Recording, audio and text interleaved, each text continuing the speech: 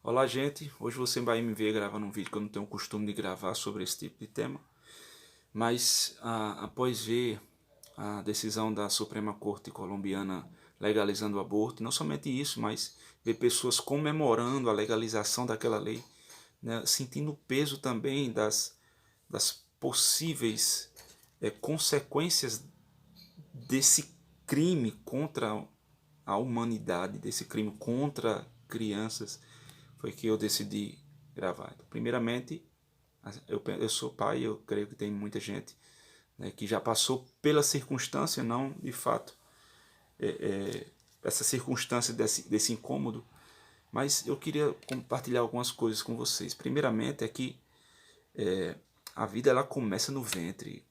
Quando um aborto é feito, a, o que está acontecendo é que está se assassinando uma vida, né? A vida não começa quando a criança sai da barriga da mãe. A vida começa quando a criança é gerada na barriga da mãe. Inclusive a gente vai ver texto bíblico sobre isso. Não somente dando essa ideia, afirmando isso, né? Mas você vai ver que além da vida existia um propósito, um chamado, um projeto para aquela criança que estava nascendo. Primeiramente a gente começa pelo próprio Cristo. Vinha sendo profetizado muito antes da própria mãe existir.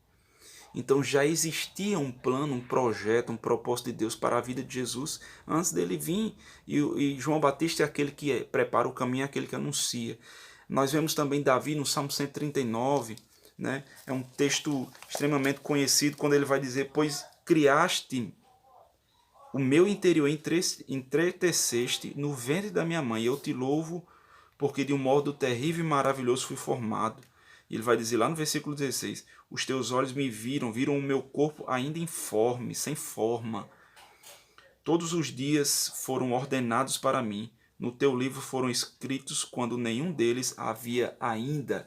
Então existe diante de Deus algo escrito, um propósito, um destino, um projeto diante de Deus que tem se esquecido, não tem se matado apenas uma vida, que é o mais importante, mas tem se matado propósitos, sonhos, projetos. Então, eu presto atenção que não existe lei, aplicação de lei para aqueles que são maus, que cometem crimes, mas existe a legalização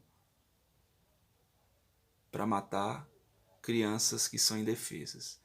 Enquanto tem muitos homens maus continuando na rua fazendo mal, né, aqueles que são indefesos estão sendo impedidos de viver uma boa vida, uma vida, estão sem a oportunidade de escolher, né, viver, infelizmente.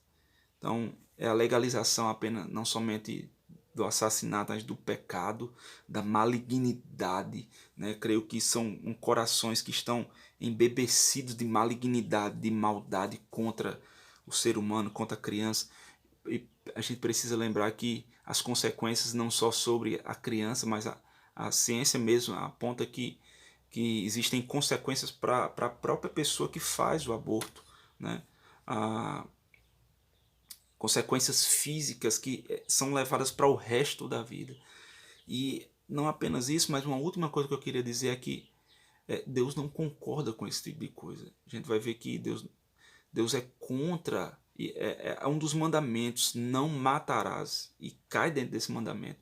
Levítico capítulo 20, Deus se posiciona contra o povo de Israel se eles se aliassem aos ídolos das nações vizinhas e sacrificassem seus filhos a um ídolo, a um Deus chamado Moloque. Deus é contra esse tipo de coisa. E Deus diz: olha, não feche o povo de Israel, vocês que estão em volta, não feche os olhos para esse tipo de coisa. Não seja conivente. Eu quero dizer para você, não seja conivente com esse tipo de prática. Agora nas eleições, não seja conivente com isso. Quem são as pessoas que você vai votar? Preste atenção, muitas vezes a gente está aliado a partidos, mas esquece qual tipo de pensamento, quais são as pautas, o que é que aquela pessoa que você vai votar defende. Será que ela não vai ser uma pessoa que futuramente vai batalhar para que na nossa nação brasileira isso não seja aprovado? Pense nisso, escolha bem, escolha a vida.